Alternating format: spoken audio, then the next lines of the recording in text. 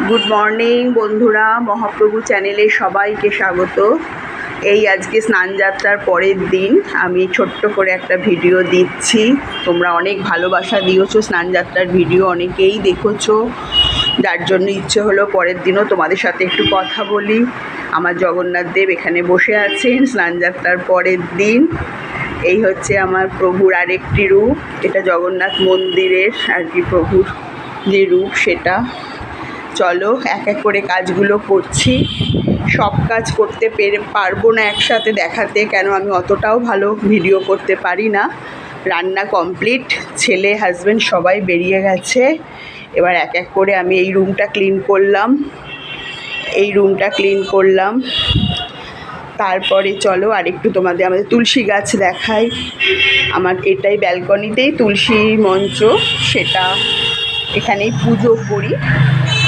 ব্যালকনিতে একদম সুন্দর করে তাকে রাখা, পুজো করি প্রতিদিন সকালে। ভীষণ গাড়ির আওয়াজ, আমার ফ্ল্যাটটা একদম রাস্তার ওপরে, যার জন্য ভীষণ গাড়ির আওয়াজ। তোমরা সব কথা শুনতে না পেলে জানিও, তাহলে আমি অন্যভাবে আবার করার চেষ্টা করব ভিডিও। এই আমার ঠাকুর ঘর, এখানে বৃহস্পতিবারের পুজো হবে।